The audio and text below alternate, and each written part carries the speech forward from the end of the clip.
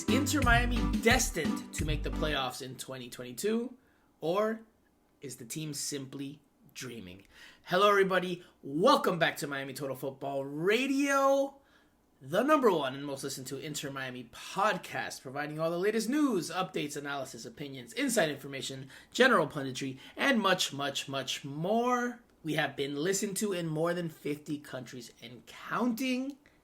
My name is Franco Panizo. I am one of your usual co-hosts. And before we get to anything, I want to apologize for the technical difficulties that we experienced last week. Steve El Primo Brenner was back in the house, his much anticipated return, but as fate or as luck or as whatever you want to call it would have it, SoundCloud, where we host our podcast, had issues because it did not carry over to Apple Podcasts, where a lot of our listeners tune in from. There was some issue between SoundCloud and Apple Podcasts, some bug. It took more than a week for it to be resolved. I think that episode just now made it onto Apple Podcasts today, Wednesday of this week. So about a week or so without the show coming on. Obviously, it was still posted on YouTube. It was posted on Spotify and other places where you listen to the podcast. But unfortunately, did not make it out to Apple Podcasts until today. So if you missed El Primo's return, you can go back and listen to it. Obviously, the show's dated, but it might be worth listening to just to hear him come back on the podcast, talking about where he's been and providing his usual English wit, humor, and analysis. So definitely check it out if you haven't and you're still interested in hearing what El Primo's whereabouts are as of right now. But El Primo is away yet again. But no worries, because we have Island Jose in the house, a.k.a. PS5 Jose, a.k.a. Cinco, a.k.a. Jose Armando, a.k.a. I don't know how many more nicknames we have for you, but we have a lot of nicknames for you. Jose, how are you doing today? Good. I'm doing good. I'm happy to be back. I'm trying to recover after the 2.5-hour rain delay that got me home around 3 a.m., so yes, it's been a long day, but yeah, I'm happy to be back in the pod and just ready to roll. Let's talk about last night really quickly, because what time did you go to sleep? What time did you get home? What time were you able to unwind? And obviously you live in Miami, so you make the good hour-plus drive to Fort Lauderdale at Drive-Bank Stadium. So what time was Jose Armando able to tuck himself in at night, put his head on the pillow, and close his eyes and get some rest? I would say around 3:15, something like that. Yeah, it was really late. I usually go to bed really late as well, but it's not the same when you're just at home watching a movie or playing Call of Duty or doing something relaxing. It's not the same as working until that late. So it was exhausting. It was exhausting. It was the longest night that we've had at an Inter Miami game so far, because listen, I've had long nights at Drive-Bank Stadium where I've been the last one in the press box, where there's almost nobody else left in the stadium except for the remaining cleaning people that are cleaning up the stadium, or the remaining security guards. So I've had many of those nights. I've had many nights where it's just Michelle and I left in the press box. So I've had many long nights at Drive-Bank Stadium, but this was certainly the longest. And I booked it as soon as the interviews were over. Normally I stay and I'm on the laptop and I'm uploading video and pictures and throwing out quotes and writing a story. I just booked it because it was 1:15-ish when the game, or when our post-game interviews ended. So we had to book it, as a lot of fans did. Obviously, it was a Tuesday night, and with the weather delay, which we will talk about in just a bit, obviously made for a very long night. But for Inter Miami, it was a successful night because they were able to prevail. They were able to bounce back. They were able to end their 3-game losing skid and put themselves within touching distance of a playoff spot with 4 games left in the year. We will talk about that on this podcast. Whether they have a really good chance of making the playoffs, or whether those 2 points that separate them right now is just a little bit of flattery, is a little bit of smoke and mirrors, because maybe their chances are not that good. We will talk about that on this podcast. We will talk about the win over the Columbus Crew, a game in which, by the way, I love that I forget which English outlet noted this, but Gonzalo Higuain scored on 2 different days. Technically speaking, he scored on Tuesday and he scored on Wednesday because he scored goals in both halves and they were obviously spread far apart. So definitely something that was a little bit noteworthy. I'm not sure if that's ever happened before in MLS history. Maybe, maybe not. I don't know. But anyway, we'll talk about that game. We're also going to talk about the loss to the Chicago Fire very quickly because between that game that happened on Saturday and this game on Tuesday, it was too quick of a turnaround for us to put out a pod on that in that time frame. I was traveling back from Chicago. I did make the trip up there, so we'll talk about that. We'll talk about how much pizza I ate later on. And of course, we are going to dive into all things Inter Miami. Jose, we have a lot to talk about. Let's get to it. Okay, Jose, so we'll start with the most recent game. Futbol after dark. Futbol en la medianoche, bro. It was a memorable and unforgettable night at Drive Pink Stadium in Fort Lauderdale, Florida on Tuesday night / Wednesday morning because Inter Miami prevailed 2-1 against the Columbus Crew thanks to 2 goals from Gonzalo Higuain. Columbus's lone goal came from Cucho Hernandez, so the two starting strikers for the respective teams were on the score sheet. But this game was delayed 2.5 hours approximately due to a lightning delay at halftime. And we'll start there because obviously all signs were pointing to the game being called off initially. And that's the word that made rounds that I not only I heard, but that I know that Inter Miami staff, that's what was being said, that the game was off. And we saw signs of it. And we did a Twitter space, you and I, and we were, chronicling every second or every minute of I think we did it for an hour or so in between when it looked like the game wasn't going to happen to when it did actually continue and resume. And we saw the fans taking down their banners. It looked very clear that the game was being postponed. But after a lengthy delay, after several conversations, the game resumed. Jose, let's just start there. What did you make of the overall lightning delay, the experience of that, not only for ourselves, but just in general, in terms of the game, in terms of the stadium, in terms of the attendance? What did you make of it all? Well, I think we're used to. If you've been covering sports in South Florida, you go back to the Marlins in Pro Player Stadium, Miami FC and FIU, the Fort Lauderdale Strikers at Lockhart. Rain delays are something to deal with here. The Dolphins as well. I think they have a record for an 8-hour game. It's been crazy. Whenever a rainy season comes by, you come to expect every time you go out to a sporting event. But I thought last night, it was unfortunate because, for the people that went to the match thinking this is a big matchup here, 2 teams fighting for one playoff spot. If you went with the desire to watch a big matchup, a very important game in the season for both teams, and you have to go home at the halftime mark, then that's really unfortunate for the fan that bought a ticket and drove over there. So from that standpoint, I felt bad for the fans because most of them left. And as we were thinking whether the match will be postponed or not, in my heart, I always felt that Inter Miami, they wouldn't agree easily to not finish that match last night just because they are the ones that are trying to come from behind, and so they needed to rest today, and they have a must win against DC United over the weekend.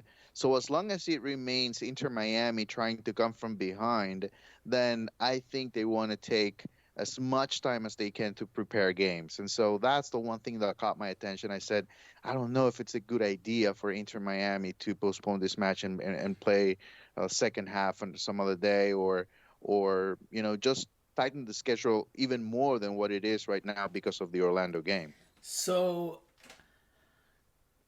I don't know. I could be wrong, but I'm not. Even, I mean, I don't know. I don't know. I don't know if there's a set MLS rule for like the amount of time that a game can be delayed before it has to be postponed. I don't know if that rule even exists. Could be a game by game scenario, a case by case scenario. It could be any type of thing. Maybe I'm wrong. Maybe there's something that I'm unaware of with regards to that type of rule. But if there's 2.5 hours, and I understand MLS is a league in the United States and Canada, so it's a league in a country or two countries that are very spread out. So it's harder to reschedule games, especially when you have one team traveling X amount of hours to another one via a flight.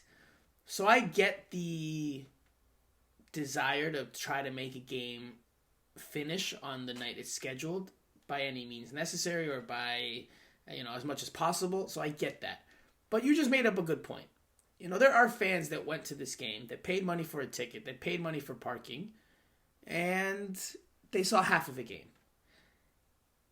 I think, and this is a separate talking point, but I think there needs to be an established rule by MLS, and it can be ample in terms of the amount of time that teams should be able to wait or that fans have to wait, but there should be a set rule. Like, it should not be a mystery that 2.5 hours later the game may or may not be played. And again, the word that I got from sources and from what we saw, what was clearly being seen, whether the team publicly communicated or not, was that this game was going to be called off.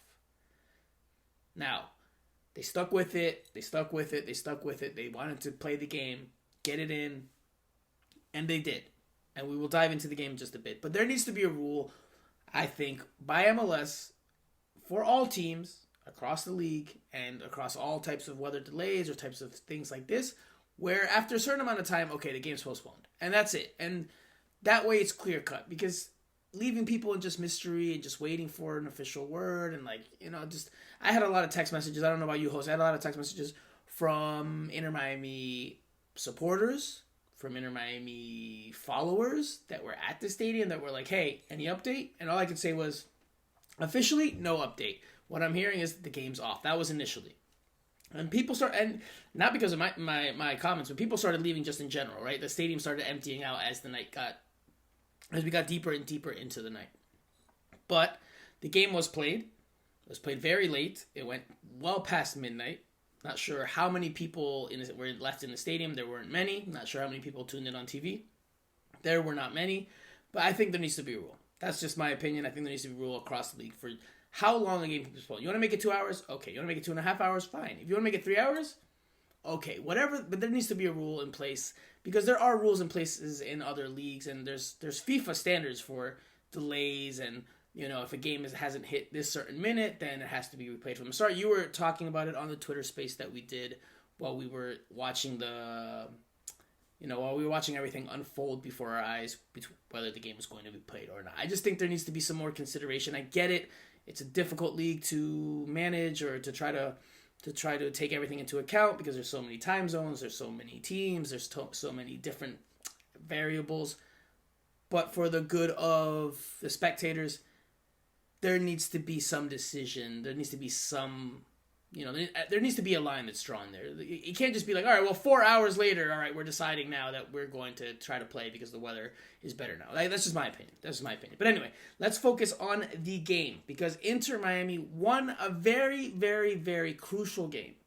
2 goals from Gonzalo Higuain, who continues to tear it up during the second half of the season.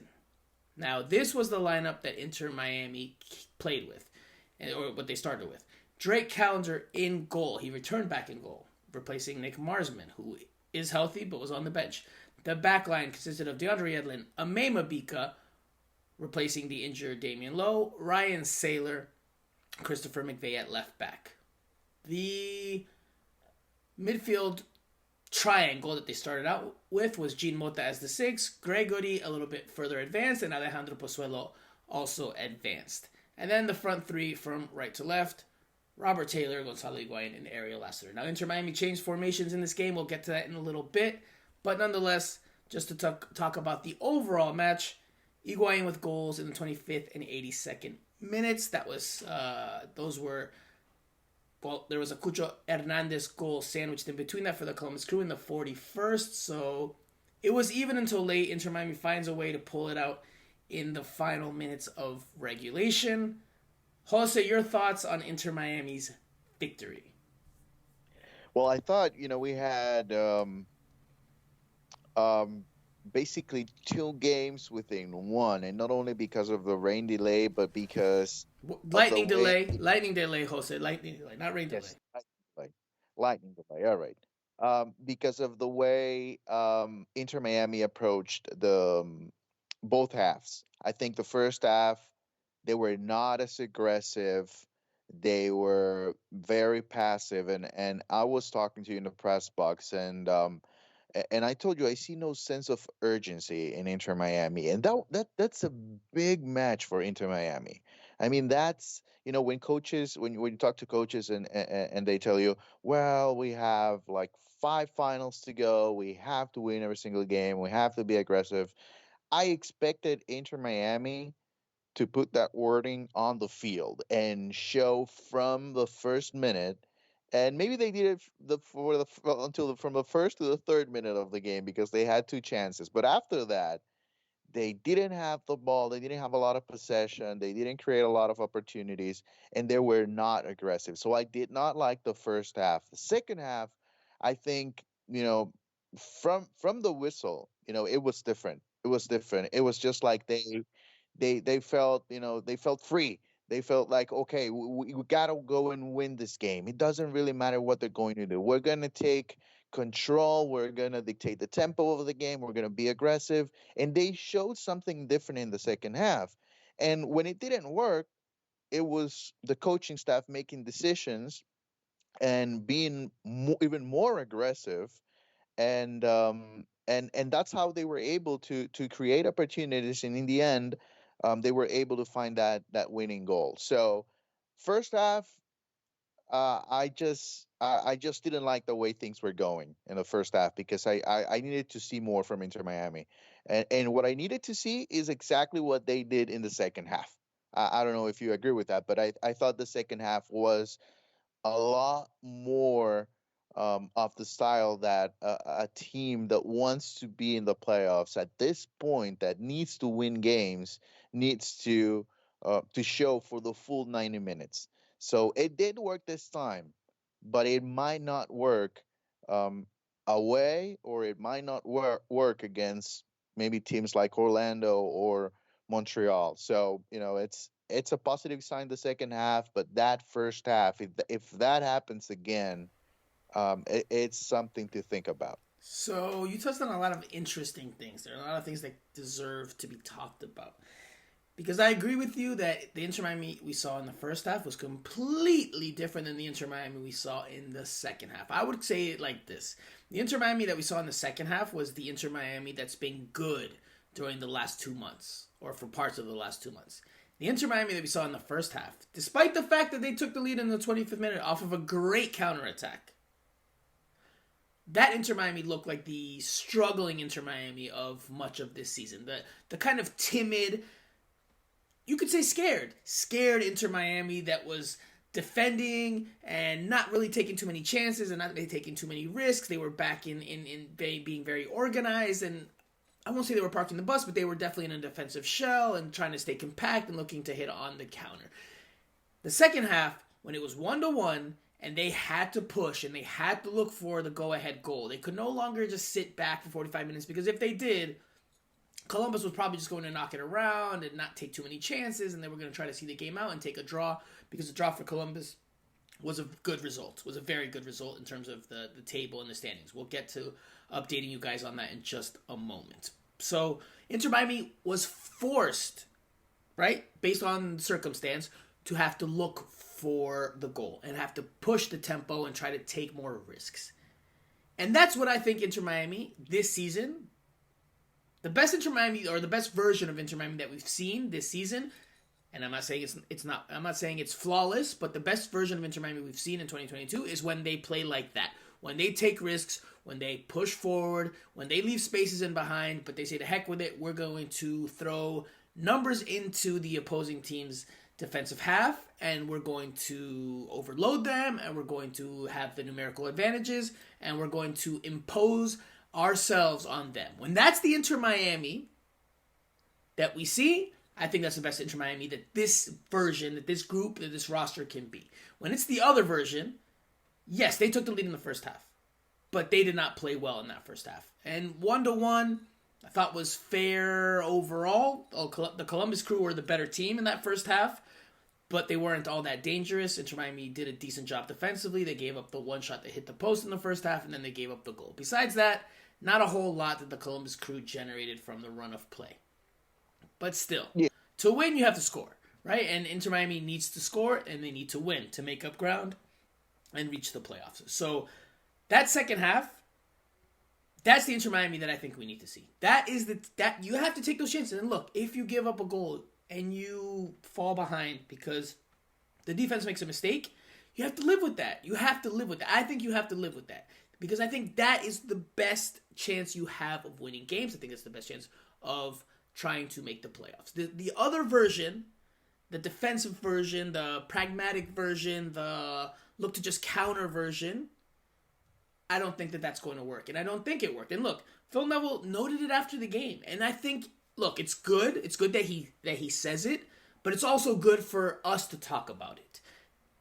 If his initial game plan, because he did say in his post-game press conference that the 4-3-3 that he started the game in, he had to switch it to a 4-2-3-1 before finishing the game in a 4-4-2 diamond setup.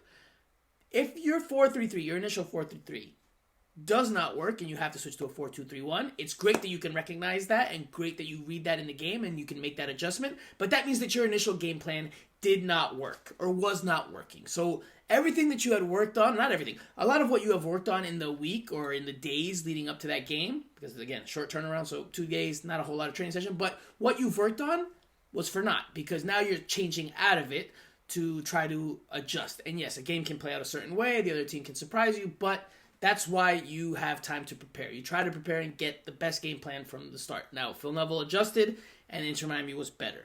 So, 100%, kudos to Phil Neville and his staff for recognizing that. Kudos to Inter Miami as a team for being able to implement that more attacking style. I think that's what they need to stick with. I think that's the way to go. I don't think we need to see a defensive-minded Inter Miami anymore. Like, unless they're trying to scrap, unless they're trying to claw to victory in the final minutes, I don't think we need to see that Inter Miami anymore. This season. That's just my opinion. Jose, do you have anything to add to that, or should we just dive into Gonzalo Higuain, because the man is on fire? I'll let you choose. Go back to the game or switch to Gonzalo? No, let's talk about Gonzalo because I think he deserves, at this point, I think, I always expected him to be a part of this team in the last few months of the season. I thought they would need him to perform at some point. But to be honest, I didn't expect for him to score so many goals. And especially last night, 83rd minute, if I'm not mistaken. If you're thinking Gonzalo Higuain 83rd minute, most people will count him out or will want him out of the game at that point, right? Because there's a sense that Higuain will play for you 65, 70 minutes. But I think he showed last night something, that he brings to the table, and it's not evident every single game, and that's having the quality inside the box to finish at the most important time. And that's what he showed last night. I was very impressed by the way he finished. Obviously, something that he has been able to do throughout his career, but nonetheless, it's not an easy finish at all. And so, I think it deserves. I think people want to listen more about him, although I think a lot of people have to admit that they did count him out a few weeks ago. A few weeks ago, or a few months ago? He's been red hot for a little bit now. He's got 10 goals in his last 12 appearances for Inter Miami. He is, you could say, arguably, single-handedly the reason why Inter Miami is in this playoff push. He is giving you at this point top DP level production. Top DP level production. Something he has not always been able to give Inter Miami. 10 goals in 12 games is probably his best. I wouldn't even say probably. It is his best run of form since he signed with the team in 2020. This is his best run of form. He scored, I think, 12 or 13 goals last year, but that came over the course of an entire season. Here, he has scored the bulk of his goals. He has 12 this season. He has scored 10 in the last 12 matches. And he is red hot. And he looks like he has turned back the clock. And I'll say, I'm surprised. I'm surprised that you did not give me stick. Because in July, in that game against Dallas, I did say that I think he was done. That I did not see him being able to provide much more. And although I did note, to be fair to me, I did note that maybe the Heat in Dallas in the middle of July, that could have impacted him because he was coming back from not playing a whole lot. So I did note that, but I did think that from what we had seen up until that point in the season, that there wasn't much more he was going to give. There was not much more, but he's proven me wrong 100%. I can acknowledge it, no problem with that. Gonzalo Higuain has turned back the clock. And is regardless of how the season finishes, man, I think he's going out on a high. And there's a lot of talk and a lot of whispers of is this his last season as a professional? I think it is. I think you also share that belief. We heard earlier in the year his dad said that Gonzalo Higuain was going to retire at season's end. Gonzalo Higuain came out and said there was a misunderstanding there, but there's a lot of signs pointing to Gonzalo Higuain retiring. That said, here's the question. Go for it. Here's the question though. Has he done enough for Inter Miami to think about bringing him back now? Obviously, not a DP contract. No. But has he done enough? First of all, he's not coming back if he's not a DP. Like he's got to get paid handsomely. I don't think Gonzalo Higuain is going to listen. He said it yesterday in the press conference. He had the humility to take a substitute role earlier this year with Campana. That's fine. No, 100%. I'm not disagreeing with that. But I don't think he's going to have the humility to go from making, $5+ million to being like, well, now I make $1 million or less. I just don't see that. I just don't see that happening. And look, and this is not inside information, Jose, pero even as red hot as he is right now, there's still like there is with any player, there's still flaws in his game, especially at this advanced stage in his career. He does not press a whole lot. He cannot give you a whole lot from the defensive side of things. A younger forward probably can. They can hustle a little bit more. They can give you more energy. They can give you more work rate. And if you open up, if you free up that DP slot, then I think, you could get maybe similar goal scoring production while also maybe getting a bit more from other aspects of play. Now, obviously, Gonzalo Higuain with the ball at his feet, and when he's motivated and when he's playing like this, very hard to match that production. But over the course of a season, especially given that he's at an advanced stage in his career, I don't think they bring him back. I think regardless, this will be his last season in the pink and black. That's just my opinion, not inside information. I would say yes. He has done enough for the team to think, because that's the question. Just to think about it. Try to find a way. Obviously, if the team is better next year, which is something to be determined, he might not have a lot of minutes, and that might be something that he will think of. Or, just the idea of him wanting to play one more year, being in South Florida, he's obviously very comfortable here. He has talked about that a lot. He's very comfortable here. People don't bother him as much as any other places in the world where he played. So he's very comfortable. So I think it's going to come down to whether he wants to play one more year. Let's say final game of the season. And what is he thinking at that point? Is he thinking, maybe I can go one more year? Jose. And then maybe the team can entertain the idea because he has done enough. Now, Jose. I can ask, has Campana done enough for the team to think about bringing him back next year? Jose, see. Think of No. Hold on. No. See, Jose. See. Upside is different. The upside is pretty clear. Campana is very young, and Higuain is towards the end of his career. He might make the right decision retiring, but the question is about thinking, the team thinking. No.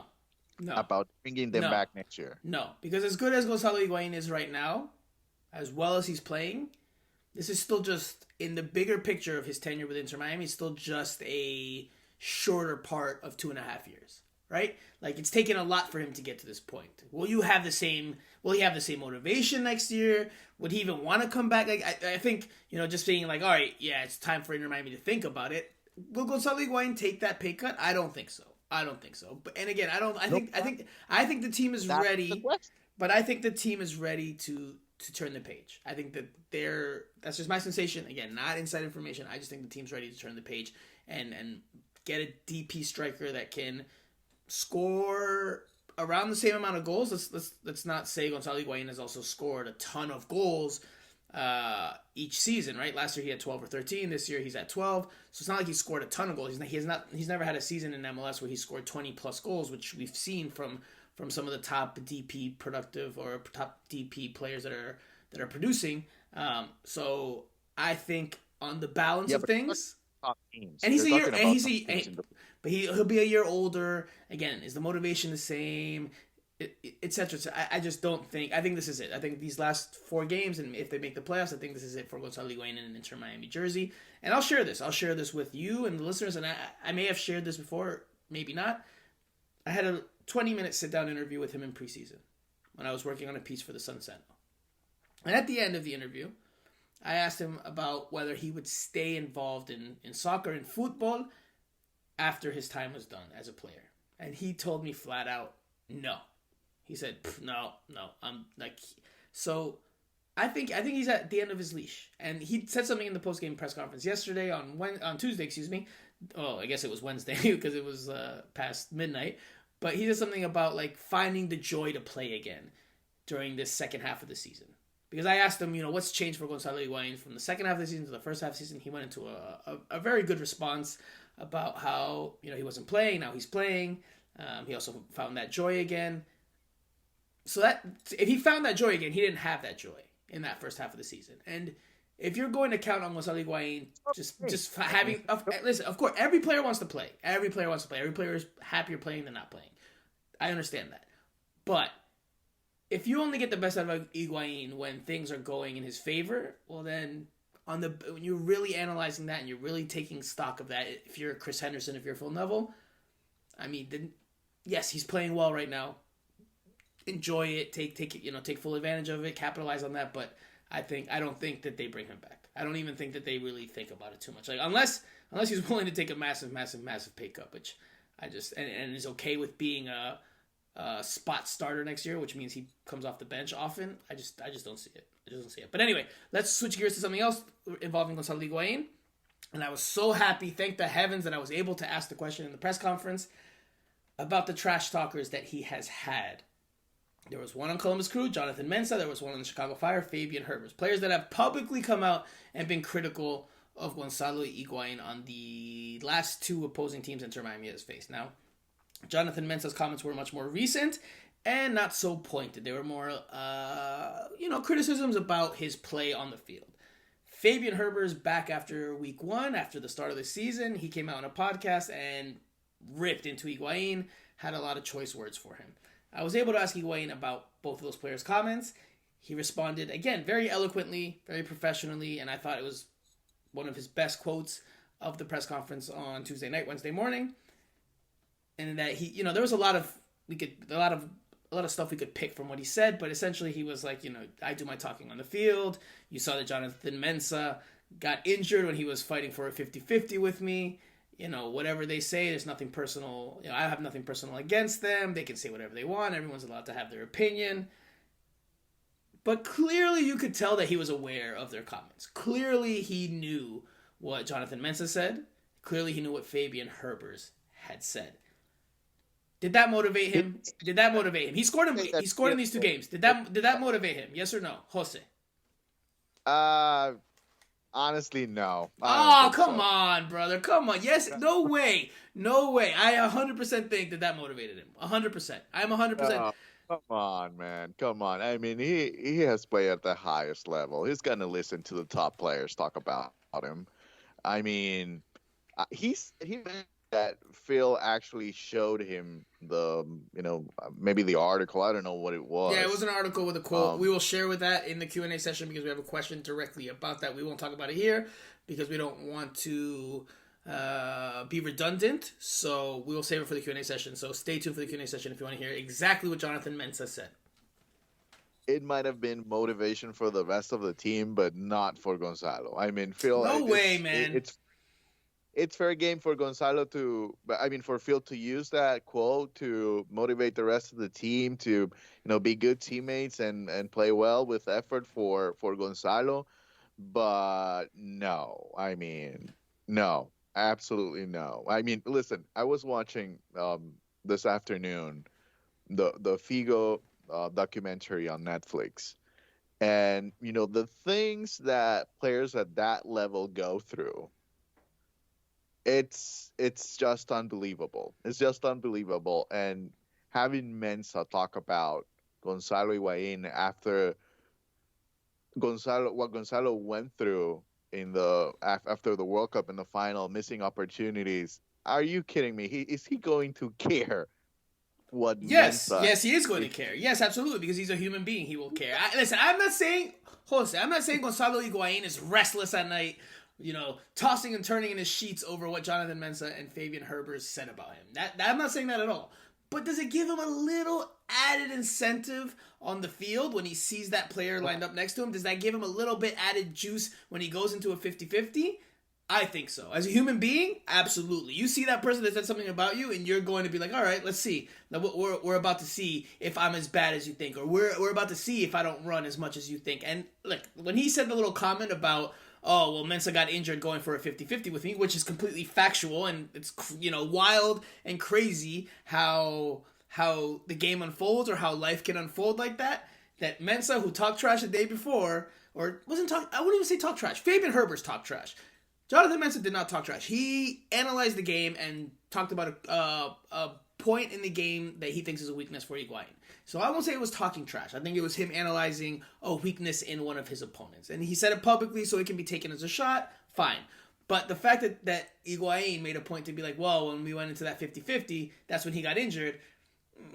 Listen, to me, I'm like, all right, well, Higuain clearly is like, so there you go. So that's what you get for talking. Like, that's how I interpreted it as. Now, that's just me. You can interpret it however you want. But I think he was aware of both comments that were made.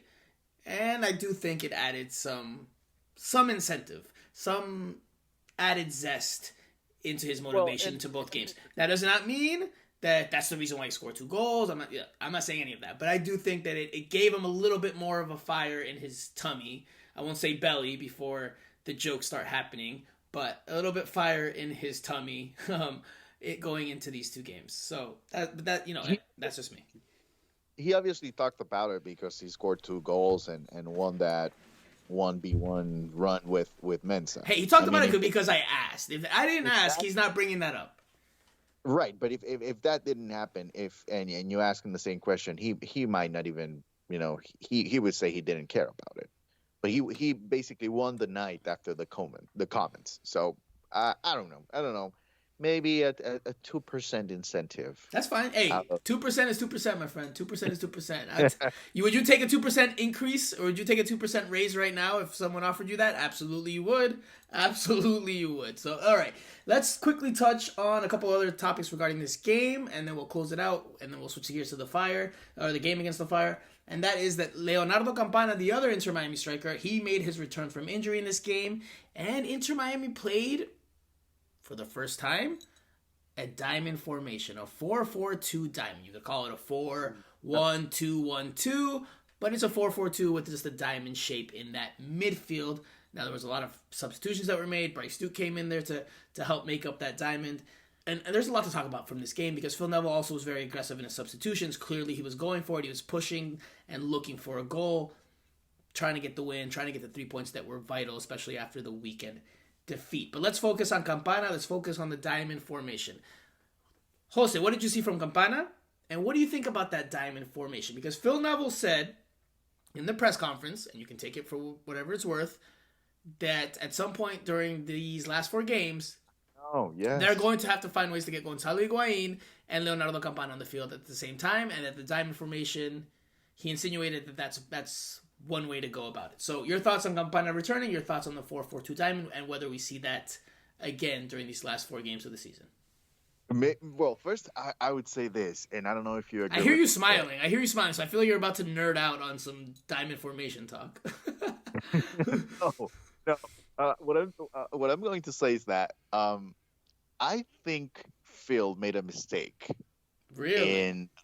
in saying publicly that using the diamond, it's part of a plan moving forward. Because if I'm Wayne Rooney and I'm preparing for this game, and then I know exactly what Inter Miami is going to do, right? I know what's the But they're plan. not going to start the game like that, right? I don't No, see that. but I know what could happen.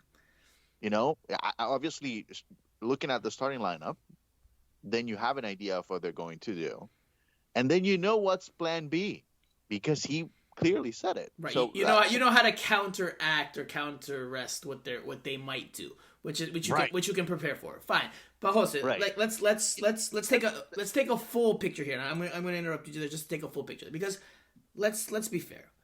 Or let's take, a bigger picture look at this. Phil Neville, I think, is a great public speaker, like a great talker in press conferences. He's someone that always gives you something to chew on, gives you a good quote. I think he's great in that aspect.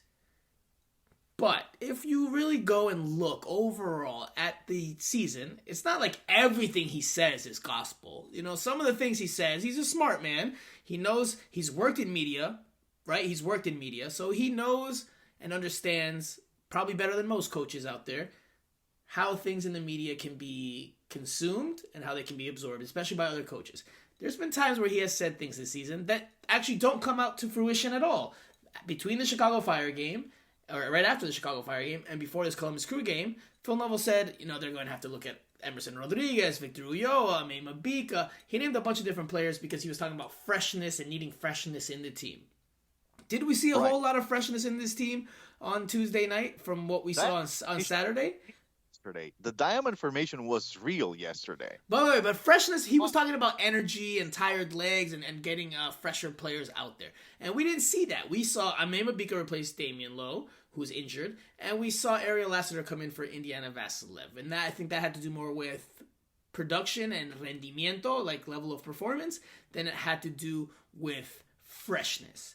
So listen, Phil Neville did say that, and I would agree with you that I think it was honest and sincere. I do think that the 4-4-2 diamond formation is something he has up his sleeve, and I do think maybe he let it slip a little bit there, that's something that they might turn to. But it could easily be that they never turn to that again because, Phil Neville's just trying to bluff and throw other teams off. It's not out of the realm of possibility. I'll just put it this way: if they end up playing at some point during the week in the diamond formation, Wayne Rooney has no excuse, right? Because he basically from the press conference yesterday, and I know it was late, but I'm sure Wayne Rooney already listened to that. I mean, he should be ready for the diamond formation. Let's just say that. The other thing, Campana, I think it's not necessarily about performance, but about staying on the field for 30 minutes. I think that's the goal for Campana. Obviously, you needed to score in the game yesterday, and if he would have scored that goal, obviously that's a confidence booster and so many things. But I don't think we can demand a lot from him, especially in a game after a rain delay and so many things coming back. So I think it's about the 30 minutes, and that's mission accomplished for him. And starting on Sunday, then I think we can start to evaluate a little bit more what he needs to do. Obviously, he needs to contribute because at some point, I would say it's going to be really, really hard for Inter Miami to make the playoffs with only Gonzalo Higuain scoring. So Leo Campana needs to become an option as quickly as possible. He needs to score goals. And but yeah, I think the performance yesterday was just okay. I think it was just about getting him on the field. Quickly, do you agree with me that he looked every bit a player coming back from injury during his cameo, which is understandable, but sometimes players come back from injuries and their first game back, they look razor sharp and they score a goal and they have a decisive moment. Did you agree with me that he looked every bit a player that's coming back from an injury? Yeah, absolutely. Okay. Yeah, I think it was last night. I think it was all effort. It was about him running a lot, Finding his touch again, finding his rhythm again. Right. Yeah, 100%. Okay, and as for the Diamond 4-4-2 formation, even though I try to give the benefit of the doubt that maybe Phil's bluffing or just like the possibility that Phil's bluffing, I agree with you. I think that 4-4-2 is in the cards for another look down the stretch. By the way, Jorge Mas and Jose Mas both entered the press conference room on Tuesday night, Wednesday morning. I don't think I've ever seen that before in Inter Miami's history, where they've both entered the press conference room. And it threw Phil Neville off for just a slight second while he was answering, and he looked over to the right and he saw Jorge Mas. It threw him off his train of thought, and then he got back on track. But interesting that the Mas brothers came into the press conference room after an eventful night. I would say usually they might have guests, people that are in the stadium that they want to talk to after the game, and probably last night everybody left. There was nobody. There was nothing. So what you're saying is that they joined us in the media room because there was nothing else for them to do. That's what you're saying. Oh yeah. So let's just go check things out and see how they do. Okay, I was going to ask you what you take away from their presence there, but okay, that you just gave me the answer. Okay, all right. Quickly, let's touch on 2 goals. And we're going to debate, but let's do it very quickly, Jose, because we're going long and we still have to talk about the Chicago Fire game and the playoff outlook. Okay, very quickly. Inter Miami's goal that they scored, the first goal, because the second goal, you already touched on it. Gonzalo Higuain scores a hard shot to the near post after a nice feed from Pozuelo. You could say Eloy Room should do a better job of covering his near post, but nonetheless, we've talked about it a little bit. Very quickly, you were raving about a certain movement on the initial goal, the opener, Gonzalo Higuain's goal in the 25th minute. What was that movement? What did you love about that goal? Share it with the people. It's Ariel Lasseter. I mean, it's a beautiful run. Moving without the ball, to me, is just a big part of the game. And when I saw that, immediately I reacted and said, yes, there it is. Because, it's how Lasseter thought about the play even before getting the ball. He ran into space. It was after that an easy ball for Robert Taylor, and Okay. The biggest part for me is that Lasseter was able to recognize, hey, we have a striker in form, top finisher. Let me just give him the ball and have him finish this play, and I'm not gonna mess things up here, and making that decision as well, because he could have very easily taken the shot on goal, but he makes the decision to make the pass, the extra pass to Gonzalo Higuain, and it's an easy finish for him. But I think the goal, Leicester should get a lot of credit. That's a real assist. Unfortunately, towards the end of the season, I'm not gonna think a lot about assists because of the secondary assist. But I will remember this one. I think he should get a lot of credit. So he gets 75% of the goal, in your opinion. That's what it sounds like. I could give him 75% now. Because Gonzalo Higuain just had to acompañar la jugada. He just had to accompany the play, and then he had to finish. Right. And he doesn't have any pressure, and he's got a lot of space, a lot of the goal to shoot at. So, player of his quality and his caliber, it's a relatively easy finish for Gonzalo Higuain. I'm with you. Ariel Lasseter deserves a lot of the credit for that goal, because he runs from one penalty area to the other in a space of a few seconds, and he recognizes the open space and the ability to hit in transition.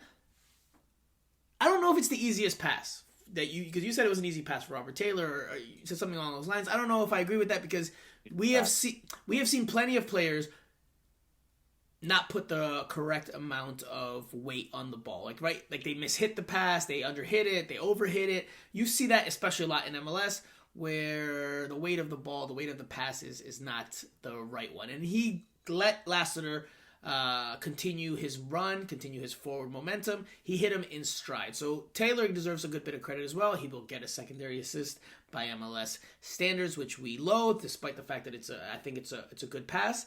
But that play is Ariel Lasseter's bread and butter. Open space, use your speed, and become a threat. I did think he took one touch too many when he was dribbling forward. I think he could have played it to Higuain one touch sooner, but nonetheless, he's able to get it to him, and Higuain scores. Heck of a goal.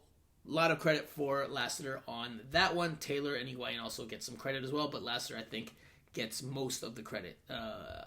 Medio gol, o más de medio gol, tres cuartos de gol are his. More than half that goal's credit belongs to Ariel Lasseter.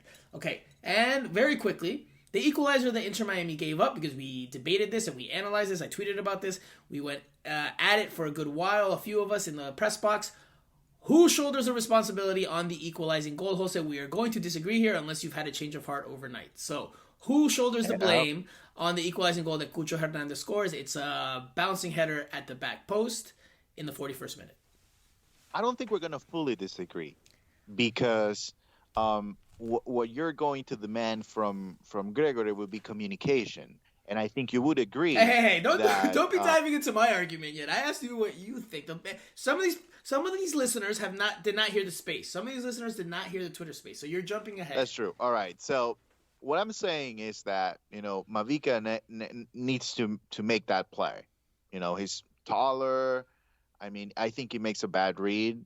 Cucho right behind him or next to him, I should say, not behind him because he was behind Gregory. And I think Gregory makes a good run to the middle. Obviously, Sailor is the left center back. He's not very well positioned, but very close to where he needs to be. And he's not a factor in the play because, the ball goes over him. And that's Mavika's ball as the right center back. As he moves back, he makes a terrible read. Cucho makes a good move as well, stops his run, takes a step back, makes a good read on the ball, gets the header, bounces the ball, goes in. I think, it's on Mcveigh. I think it's on Mcveigh. You would say otherwise. Go ahead. I think Mcveigh and Gregory shoulder responsibility there. And I'm not saying, if I really had to analyze it and really try to divvy up the percentage of responsibility there, it's a tough challenge. It's a tough exercise.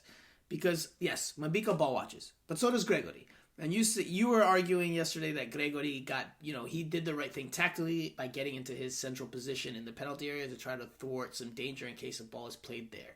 And then Mcveigh does need to cover Cucho. And I agree with that. But Mcveigh is a professional player that has, less than probably 20 first-team appearances. And Gregory is the team captain and a more experienced and more seasoned and more veteran player. He needs to communicate to the young center back, hey, I'm releasing the mark. You have to pick him up. That there's no communication, to me, is a massive breakdown. Now, they're not the only two responsible there. Ariel Lasseter, for all we have raved about him on the opening goal, he was dribbled by like a traffic cone on Inter Miami's left flank, which is where the cross comes from. So that's where the initial breakdown comes from. Then Christopher Mcveigh, who's clearly not a natural left back, but is playing left back again, or has been playing left back and did so again in this game. He does not put a lot of pressure on the cross. Someone that has a little bit more speed probably closes down the cross and makes that attempt a little bit more intensely or more aggressively. But Christopher Mcveigh, because he's slower, because he's a center back, he holds up and to try to make sure that nobody rounds him, right? Like no one le hace un pique, no one sprints by him with a quick burst of acceleration. So he kind of holds his ground as opposed to maybe coming out harder to challenge the cross. So there are other breakdowns in the goal, like there are in most goals. There's multiple breakdowns. But I think the biggest one comes from both Gregory and Mcveigh. They're both caught ball watching. They don't communicate. And Gregory is the captain. Gregory is the experienced one. He has to communicate more so than Mcveigh. Yes, they both need to talk. They both need to be on the same page as part of chemistry. But Gregory is the one that shoulders more of that responsibility in terms of the communication. Now, in terms of the goal and divvying up responsibility there, I think it's a tough exercise. I think it's fairly even. There's no way. This is where I have a problem with your analysis because, you're demanding communication from Gregory. And even if Gregory would have shouted several times to Mavica, you got to pick him up. That doesn't guarantee this he's going to pick him up. But it raises the because he's chances not, that he's going to pick him up, right? It raises the chances he's picking him up. it's not a guarantee. What makes it a guarantee if Mavica is well positioned and properly attacks that ball. That's the thing. If he's well positioned and he's able to get a glimpse of a touch on that ball, then there's no goal.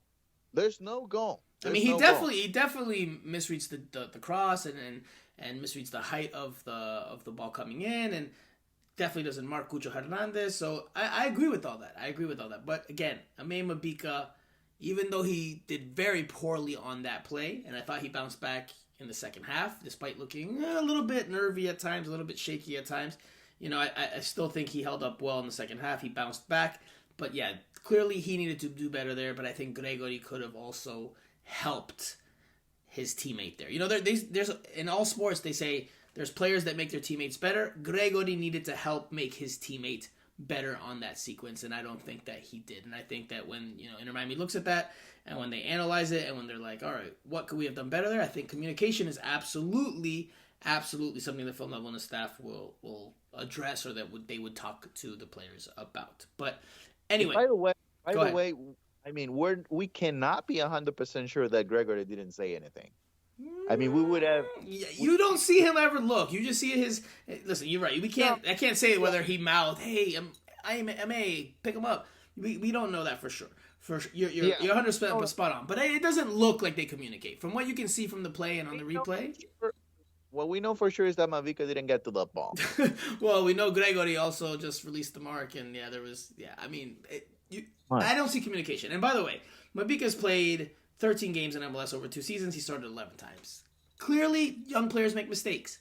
You have to help them along the way. I think Gregory definitely has some responsibility there, more than you're saying that he does. But anyway, all right, let's switch gears very quickly to the other game that Inter Miami played between the last time we had a pod, and that was against the Chicago Fire. Inter Miami lost that game 3-1. John Duran scored a brace. Xherdan Shaqiri scored for the Chicago Fire. The lone goal for Inter Miami came from Gonzalo Higuain off a penalty in the 77th minute. So, to recap, the Chicago Fire got off to a 2-0 lead in this one. Gonzalo Higuain made it 2-1 with his spot kick. Made it interesting, made for some, maybe they could pull it out, maybe they could get a result. But Duran scores off of a counterattack in the final minutes, and that ices it. I thought it was a deserved result from the balance of play, because Inter Miami had a nightmare of a game, an atrocious match.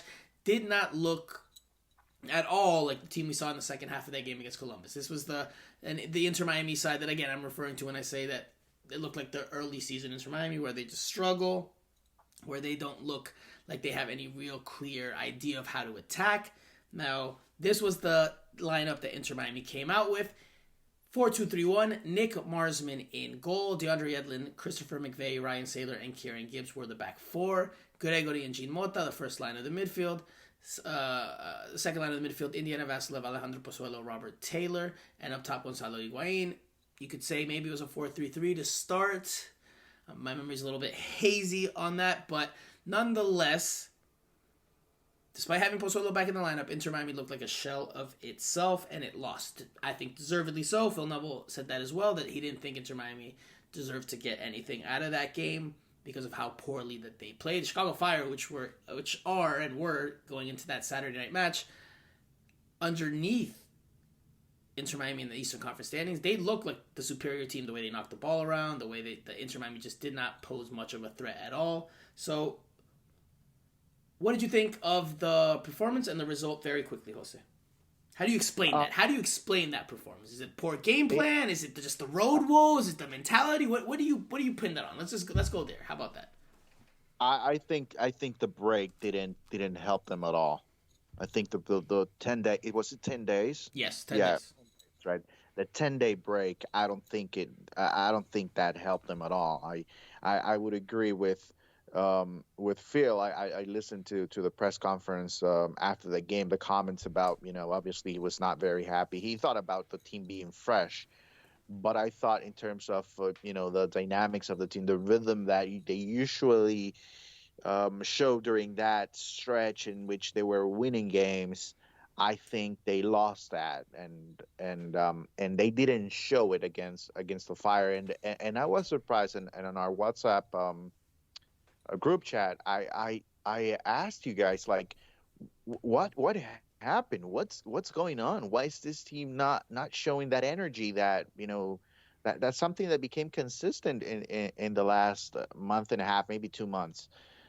Was not there. I just couldn't get my head around of what was going on, and they were never able to pick it up and not to get ahead, but I think that's the game that will be a difference maker towards the end of the season in terms of making the playoffs. It was a big loss. It was a big loss because after that game, I started having. I did travel for this game, the first road game outside of the. Well, no, that's not true because I did go to Atlanta last season, but besides Orlando City game and an Atlanta United game, this is like one of the few games I've traveled to over the past few years since the pandemic. One of the few road games I've traveled to. So I took it in with a lot of the traveling supporters, a lot of from the Southern Legion, and a lot from Inter Miami's supporters groups. They had some fans in attendance. They had a noisy group. There was actually an incident with some Chicago Fire fans. I won't say the majority. It was like 3 Chicago Fire fans that caused a little bit of a ruckus, and there was a bit of an incident there.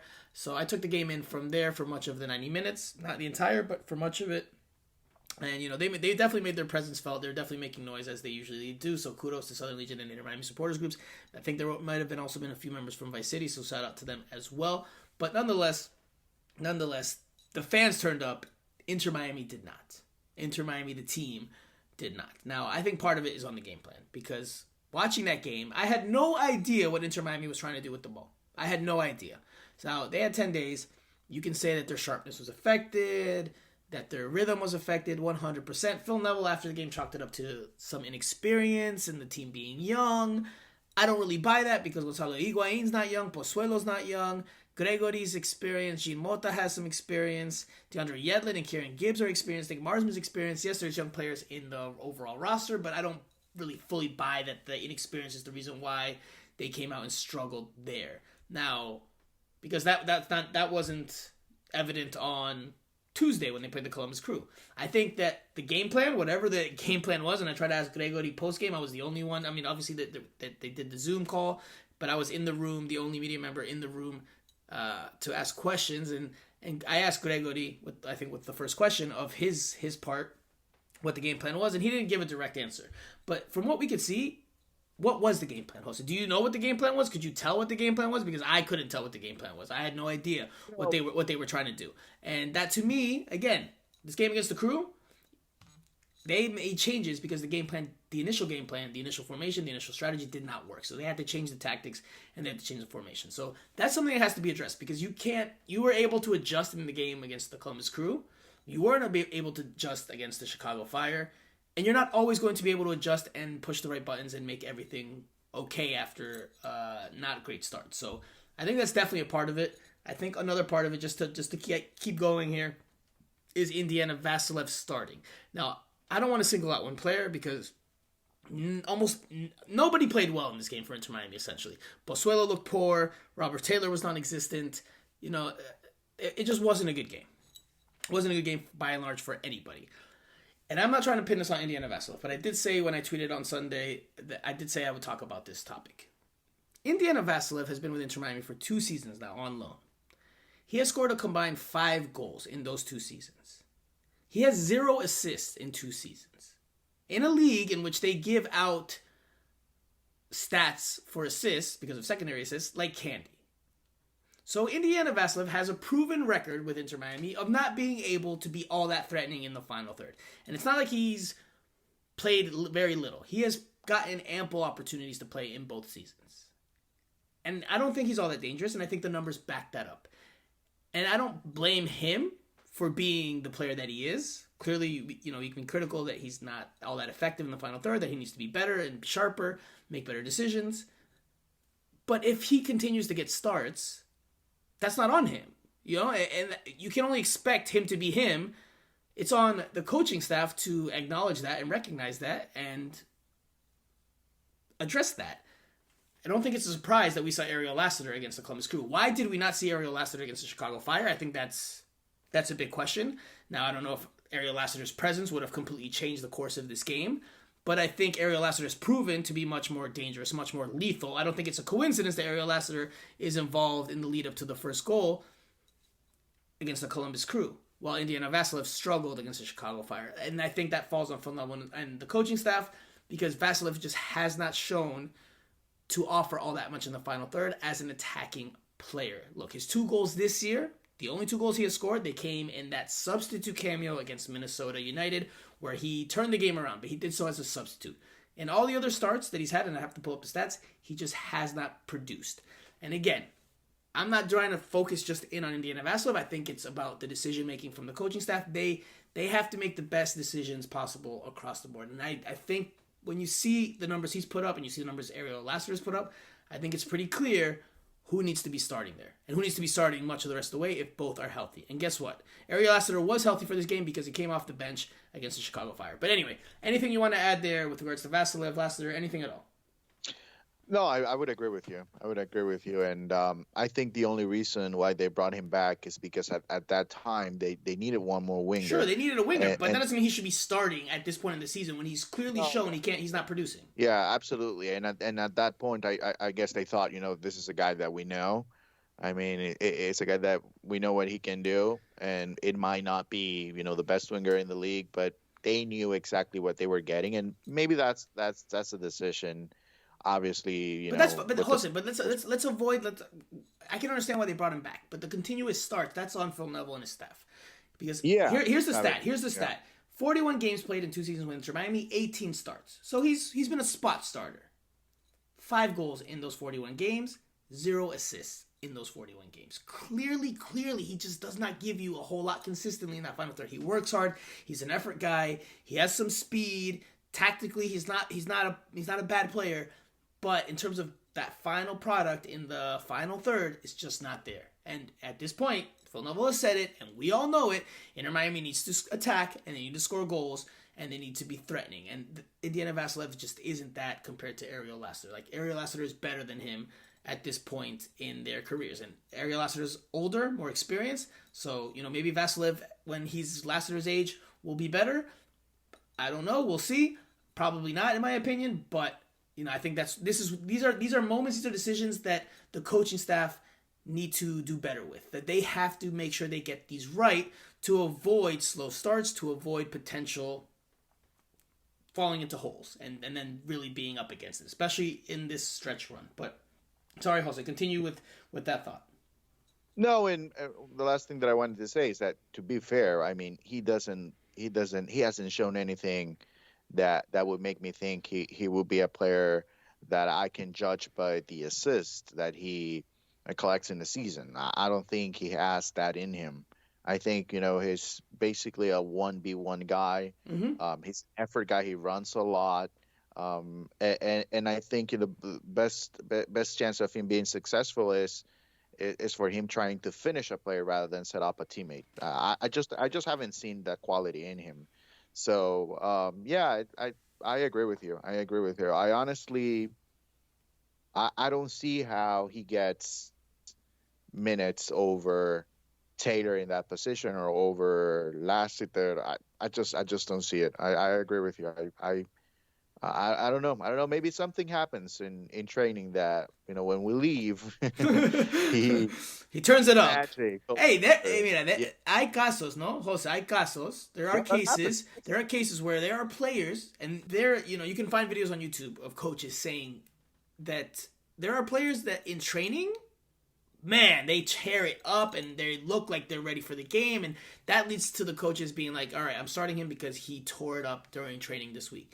But then there are players that perform well in training, and then there are gamers. And there are guys who maybe don't perform as well in training, but when the game happens, when the lights are on, when the pressure's there, they perform. And there are players that maybe don't perform as well when the lights are bright or at their brightest. So, I don't know if, there's something tactically. I don't know what led to Vassilev starting over Lasseter. I don't know if it's el nuevo engreído de Phil Neville, the new spoiled one of Phil Neville. That's said with tongue in cheek, but I agree with you. I don't think he should start any of the remaining games if everybody's healthy and available. Will he or will he not?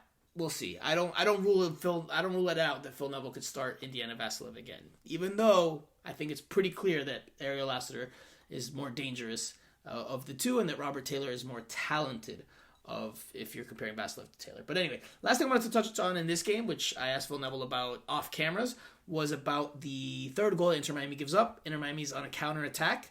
On a corner kick, trying to find the equalizer late on, and it's cleared to safety. The Chicago Fire hit on a lightning quick counterattack, and John Duran races in towards goal, and Jovan Jones, who had been brought into the game as a substitute, who was the last man, whose responsibility it is to put pressure on the ball, put pressure on the attacker, never does so. He stays in the middle, and John Duran scores past Nick Marsman with relative ease. Very similar, almost carbon copy to the goal that Luis Diaz scored for the Columbus Crew in the previous game when Damian Lowe stayed central and he failed to put pressure on Luis Diaz, and that allowed Luis Diaz to race in and score the tally that made it 1-0 for the Columbus Crew in that victory at home for the Ohio side. So I asked Phil Neville about that, and we saw two similar plays, two similar games, back-to-back matches, and he agreed, and he said, as a former defender, at some point you have to put pressure. The ball becomes the most important thing as opposed to the man, and that Inter Miami players failed. He didn't use these words, but he said, I'm paraphrasing. They failed to react properly on those sequences. Clearly, that has to be addressed. Hopefully, he did address that, and hopefully, it's been addressed because they can't give up goals like that. If you have a guy running towards goal, and I get you want to cover the middle, but you've got to put out the fire. Like Phil Neville told me, the ball becomes the most important thing. The pressure has to be applied to the dribbler. Can't just let him race in on goal, unscathed, untouched, and with a free shot. But anyway, we'll leave it there in terms of the game. Jose, very quickly, it's time to bring out our calculators. Saca la calculadoras, because we need to talk about the playoff chances. Inter Miami remains 2 points out of a playoff spot with 4 games left. And yesterday, even before the game, we had a heated and healthy discussion with other members of the media and our colleagues in the press box. Jose, in your opinion, is Inter Miami destined for a playoff spot, or are they dreaming? Yes, it's 2 points, but given the overall scenario, the overall situation, the schedules, everything, do you see Inter Miami making the playoffs? Yes, they can make the playoffs. I think we both agree that they can make the playoffs. But do you think that they will? Yesterday, before the game against the Columbus Crew, we both said no. Afterwards, they won. They shortened the gap. What are your thoughts now? No, I say no playoffs this year. I was talking to you, I think so, yes, before the game, and I said I don't think they have a chance. I don't think they'll make it. If for some reason they end up in the playoffs, it all starts tonight, referring to last night. They needed to win that game to stay in the race. If for some reason Columbus came out with 3 points out of last night's game, I think that would have been it. That would have sealed it. Without a doubt. But I think there's obviously a chance mathematically for them to make it, but realistically, I don't think there's a chance. I just don't see it. Why? Tell me why. Because they basically have to win 3 out of the next 4. And I don't see that happening. Now, why do they have to win 3 out of the next 4? Explain that, because we had a heated debate and a healthy debate with a colleague about that. Because I agree with you. Before last night, I said Inter Miami needs to win 4 out of 5. 4 out of these last 5 to make the playoffs. After I lost to the Chicago Fire, which I think I was trying to make that point, but then I got sidetracked and I didn't make the point, that after that game, I spent time with Inter Miami fans after I did the post-game interviews and uploaded the videos and did all the work I had to do post-game. I spoke to several Inter Miami fans that had traveled, and I said, do you think Inter Miami makes the playoffs? And it was pretty split. The feeling was pretty split. The opinions were split.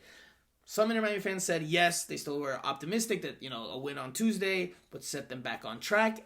Others were like, no, it's probably not happening. It's too big of a hole now, losing a game against the Chicago Fire that, yes, Inter Miami hasn't been great on the road this year, but not many people expected that type of performance and the loss. So I agree with you. Yesterday I said that I think Inter Miami needs to win 4 out of the 5. They've won 1.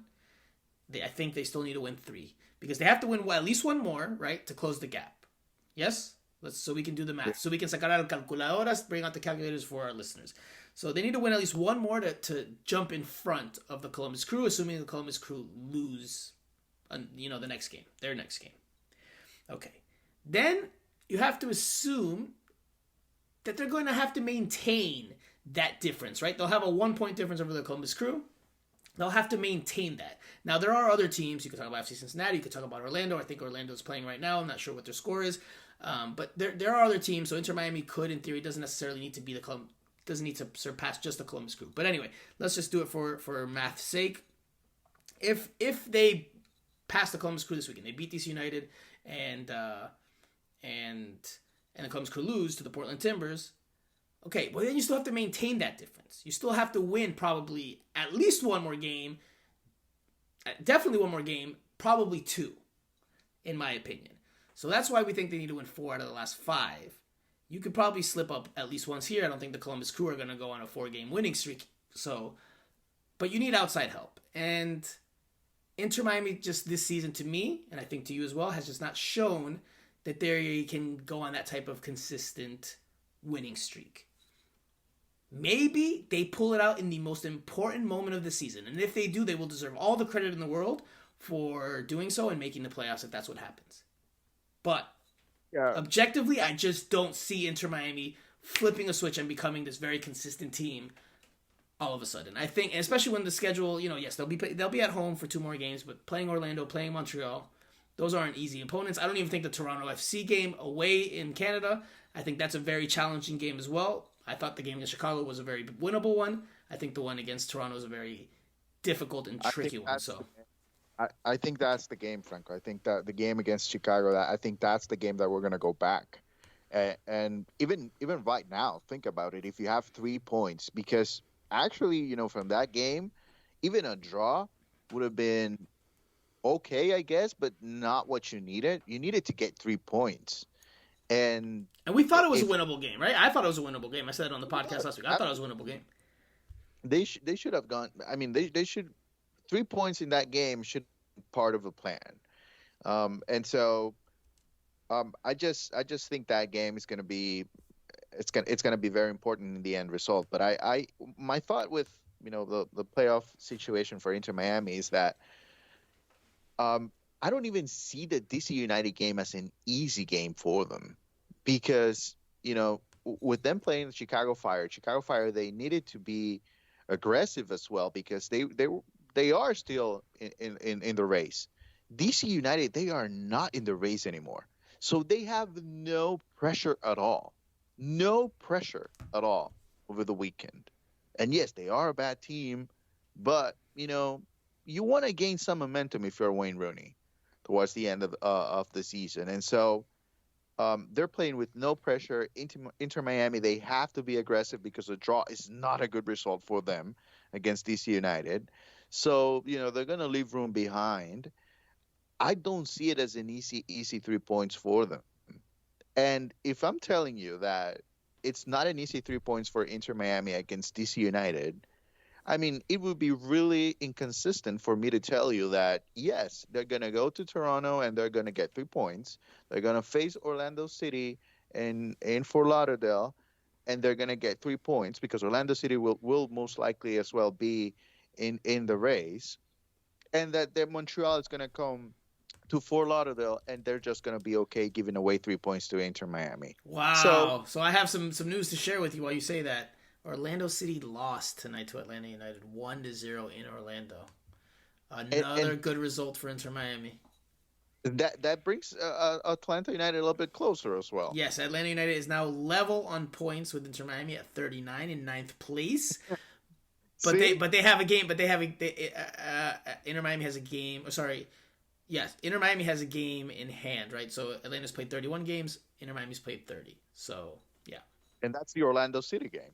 That's the Orlando City game that they're missing, that they will play October 5th. So, I think we talked about this when they were in that stretch where they got back-to-back wins against Toronto and New York City, and they were in 5th place, if I'm not mistaken. 5th place, yes.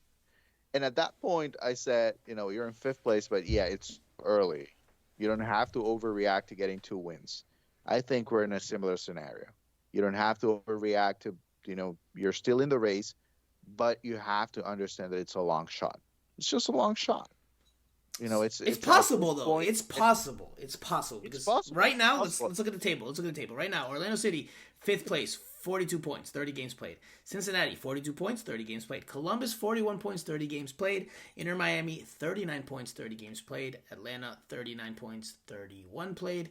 New England, 38 points with 31 played. We'll leave it there because Charlotte has 35 from 30. They're still mathematically alive, but it's a tougher task for them. So it's possible for Inter Miami, but it's just going to take the type of consistency that's been elusive this year, and I just don't see that happening.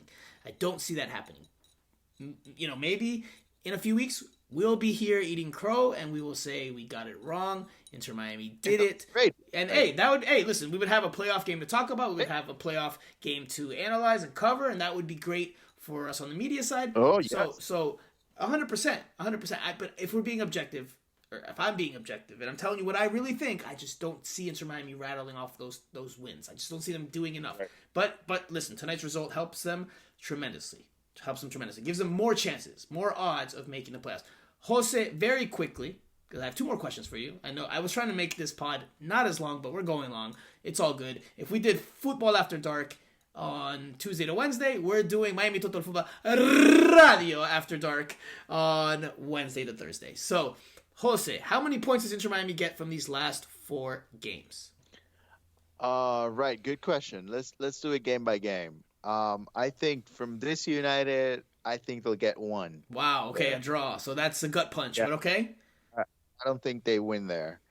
What's next? Let's go game by Toronto. game. Next game's Toronto. Away to Toronto. No points. No points. 0 points. There. Wow, okay. Yeah. Then it's Orlando. Yes. Am I right? Yes. At Then home. it's Orlando. I think they win that one. Okay. I think they can win that. All right. So 4 points Uh, from three games. and I think it will be a draw against Montreal. So 5 points from three games. 5. They only lose one Yeah. of those three, or one of those four, excuse me. That puts them on, by your math, 44 points. Yeah, probably won't be enough because if Orlando would win one more, that puts them at 45. Cincinnati wins one more, that puts them at 45. Columbus wins one more. If they're Final Four, that would put them at 44. Oof. I think it's tough, man. I think they beat DC this weekend. I think they beat DC, and I thought they would beat Chicago. So maybe I'm being a fool again to expect them to go and beat the inferior opponent on the road. But I think they beat DC. I think they keep it interesting. Toronto is a tough one. That's a very key game for the rest of this. That could really sink them or lift them, and I don't see them winning there. They could get a draw. I just don't see them beating Toronto with their Italian DPs, and at home I just don't see it. Now Toronto won't have much to play for, but I that type of game concerns me for Inter Miami, especially on the road, especially against a team that has high quality DPs. Yes, Inter Miami just beat Toronto at home, but Inter Miami's one team at home and a completely different team away. So I have questions about that game. Then they play Orlando and Montreal. We won't know the motivations behind each team, whether they're qualified or not. But to say that they just get 6 points to close out the season, I think that's still a tough ask against that level of opposition. So I don't know. I did the exercise last week. I won't do the exercise this week. Just wanted to hear your input. So again, it's possible, certainly doable, but I just don't think they get it done. Last thought, Jose, very quickly, so that we at least touch on the game a little bit more against DC United on Sunday at Audi Field. What is the key to the game for Inter Miami? What do they have to do to pull out 3 points in that one? 5:00 kickoff on Sunday. What do they have to do? They need to find a way to keep the energy that they showed in the second half against Columbus. I think for me, Inter Miami is a team based on energy. If they are able to show that sense of urgency that was active in the second half against Columbus, they have an opportunity. If they are passive, if they score early and think that's enough, and then they can play defense for the rest of the game, they are going to get in trouble. They have to be aggressive. They have to score. I would say if you can score 2 goals in the first half, go ahead and do it. Do not let DC United believe that they can win that game. You have to at some point, and especially in this game, you have to let DC United know I am a better team and I am going to win this game. If DC United is led to believe that they can actually win, even when they know what they're going through in the season, that they are the last place in the conference, then you'll be in trouble. So I think it comes down to energy. Okay, for me, very quickly, I will say that I don't think it comes down to energy, but I'll touch on what you touched on and something Phil Neville touched on in the post-game press conference on Tuesday night, Wednesday morning. They have to be attack-minded and be aggressive and take risks from the onset. They don't need to be overly concerned about giving up spaces in behind and being cautious, and you've got to go for it, man. You've got to go for it. Phil Neville, coaching staff, they've got to go for it. Come up with a game plan that has Inter Miami looking as aggressive as they have in spurts for much of these last few weeks, or for a lot of these last few weeks. And yes, you'll be on the road. It's a different dynamic, but you have to try to be that aggressive side. You can't be the side we just saw against Chicago Fire, and you can't be the side we saw against the Columbus Crew at home in that first half. Push those numbers forward, throw numbers into the final third, and live with the results. If you fall short, you fall short, but at least you went for it and you took the risks. Continue to do that. That's my key to the game. By the way, it is of note, and this is something that I was able to break as I landed in Chicago. My phone had signal again, and spoke to a few sources. Damian Lowe has suffered a knee injury. He obviously has missed both the Chicago Fire loss and the win against Columbus Crew.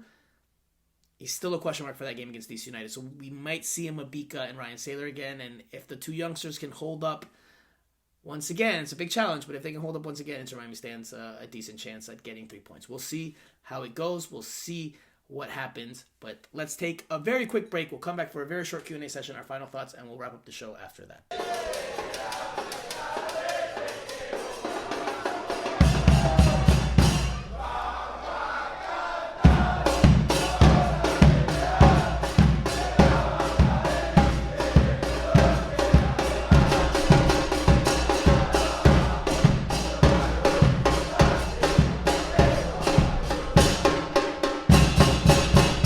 All right, everybody. Very short Q&A time because we've gone long on this pod. Obviously, we had to recap 2 games as opposed to 1. Not normally what we do, but given the tight turnaround, that's what we were faced with. So, the only question that we will tackle on this week's pod comes from Endo. And he says, what all did Mensah say before the game? If you could provide clear details and not leave anything out, would be cool. Okay, Endo, I've got your back. I've got you covered. This is what Jonathan Mensah said to media, and you can read it on the Columbus Dispatch's article. It was the preview match. So Mensah said this to multiple media members, but if you want to read it so you know where you can find it, the Columbus Dispatch has it in their pregame article. We can keep the ball better, Mensah said. We can make them chase us. Obviously, we all know Higuain doesn't want to do that, so the more we make them run, him and Alejandro Pozuelo, it will be better for us. Take our chances. We won just 1-0 against them. We had a few chances where we could go up 2 or 3-0, but also be aware of their counterattacks. They've got some quick players going forward, like DeAndre Yedlin and Ariel Lasseter. Our rush defense needs to be a lot better. So again, he did not say anything, end quote. Mensah did not say anything, wow, like, oh, wow, what a criticism of Higuain. But, you know, when you're a coach and you're looking to add a little bit of motivation, even if it's only 2%, Jose, then something like that can be used to try to help motivate. And you know, maybe it did. We've already talked about that, but that's it. I don't know, Jose, you have anything to add? If not, we're closing the Q&A session very quickly. No, that to me that's not enough for Higuain. I think I've heard worse than that playing in the Sunday League a few years ago. So no, that wouldn't bother me at all. Okay, all right. Well, then that does it for the Q&A session. That's our shortest one ever. And by the way, I love how Jose. I'm like, Jose, you have anything to add there? He says no, and then he adds something. Just love it, love it. Island Jose is incredible, his Island Jose-isms. Okay, Jose. Not a lot, I'd say. Not a lot. Go on. Jose, do you have a final thought you want to share? If you do, go for it. I'll share mine after that, and we'll close out the show after that. By the way, Edison Escona was recalled from his loan to El Paso Locomotive, so he's back with Inter Miami. Not clear on the details as to why. I'm working on finding out. But Jose, your final thoughts. Final thought is on Honduras, Argentina. Big matchup coming up next week to South Florida. I can't wait for that game. Hopefully, and this is my final thought, just because I don't know if I'm going to be able on the pod next week, but just can't wait for that matchup. Tickets are almost sold out for that game. It should be a beautiful night here in South Florida. So hopefully, a lot of Inter Miami fans will be able to go to the game and enjoy Messi. That could be the last time that Messi comes to South Florida with the Argentina national team. So should be a lot of fun. But maybe not the last time in South Florida if he signs with Inter Miami at some point in the near future. He'll play for Inter Miami, but, at that point, his career would be not as relevant as it is right now, especially, before the World Cup. So that should be a lot of fun. It'll still be pretty relevant if he comes to MLS. There will be a lot of eyeballs on him. Maybe not as much. He's not playing Champions League, whatever, but still would probably be pretty relevant in my opinion. What 2 months before the World Cup in Argentina is a favorite to win it. I mean, there's no bigger. Okay, fair. Okay, all right, you got that one. My final thought is on, obviously I said I traveled to Chicago. It was my first time traveling to Chicago in a few years. Last time I went to Chicago I was only there for a couple days. So it was my first real Chicago proper trip. I was only there for a couple days too, but I did more sightseeing and touristy stuff this time than I did last time, where I was only there for a couple days and I didn't do much. It was cold. It was the winter, so I didn't do a whole lot. So it was my first trip in Chicago where I got out and saw the scenes since 2009. So we're talking 13 years. And I have to reiterate, and I know this is a controversial take, and I know people that made it this far into the pod will probably tweet at me and say that I'm wrong, or that maybe some will agree. Jose, I don't even know what your thoughts are. Deep dish pizza is better than New York style pizza. I like Chicago style pizza better than New York style pizza. I know people say it's not pizza, it's a pie, it's this, it's that, it's a stew, it's too sloppy, it's too saucy. It has a lot more cheese. I'm a cheese guy. Give me Chicago deep dish. I love Chicago deep dish. That's all. That's it. That's my final thought. It's on pizza. So we will. This is really interesting because, to me, pizza is pizza. I don't see any difference. I mean, hold on. Is that a crime? I like pineapple on pizza. Okay. No hate on that. I know some people dislike that. I know some people here will probably now tweet at you and say, "Oh, wow, how dare you? How could you be so blasphemous?" But listen, Jose, you can't say all pizza. You can't say all pizza is pizza because it's like no. It's like, listen, I'm not saying I hate New York style pizza. I love New York style pizza. I devour New York style pizza, but I think Chicago deep dish is better. It's like saying, like you did or like you do, we all love football, but does that mean that we think the Champions League is the same as, or the CONCACAF Champions League is the same as the UEFA Champions League? No. It's pizza. But it's it's soccer. It's football. You can still enjoy one more than the other, right? You can still enjoy one more than the other. I enjoy Chicago deep dish more. Maybe it's because it's harder to find or harder to get, or finding a good one or a nice one here in Florida because we're closer to the East Coast, obviously, or we are on the East Coast as opposed to in Chicago in the Midwest. So maybe it's that there's an element of that at play, but I do like deep dish better. I don't know. I just have to get updated on my food information because just a few days ago I was watching somebody eat an apple, and then somebody else came over and said, "What type of apple is that?" And I'm like, "What do you mean? It's a red apple." And then there are different types of apples, Jose. It's a green apple. Apples are red or green. No, that's not true. See, we have to. Yeah. You're right. We have to brush you up. Come on, apples and pizza. There's not a big deal. Just have an apple, have a pizza. They're all the same. Not a big deal. I disagree, but okay. By the way, I have to share this with the listeners because if you didn't listen to the Twitter space, this is a second final thought I'm going to share very, very quickly. Jose and I were in the press box at halftime during the lightning delay, and we were looking at the banners at the very empty Drive Pink Stadium, and we were looking at the supporters group's banners, and we were like, look, I was telling him, look, Southern Legion, Vice City, Ciudad del Vicio, La Legión del Sur, and he goes, Ciudad del Vicio? Is that a new supporters group? And I look at him. Jose clearly speaks fluent Spanish, and I just look at him, deadpan, and I'm like, that's Vice City in Spanish. And the reaction of Jose, his eyes like coming to the realization that that's what it meant, and like his facial expressions just changing in like split seconds, it was hilarious. I mean, I wish I had video of it to share with you all. I did share it on Twitter Space. If you hadn't heard it, well, there you have it. If you have heard it, well, you can enjoy it again, because clearly you can hear him chuckling. He knows that was very foolish of him, but we had a good laugh about it. But anyway, all right. Thing. Yes. Okay, so we'll laugh about it. Yeah, we did laugh about it. But that does it for this week's show. We've gone very, very long. We hope you've enjoyed it. We're back on Apple Podcasts as regularly scheduled. No more SoundCloud issues, thank goodness. So thank you guys again for being patient with us. And again, apologies for last week's inconvenience and issues. We'll be back again next week to recap the game against DC United ahead of the international break for Inter Miami. So for Jose Armando, a.k.a. Alan Jose, I am Franco Panizo. You have been listening to Miami Total Futbol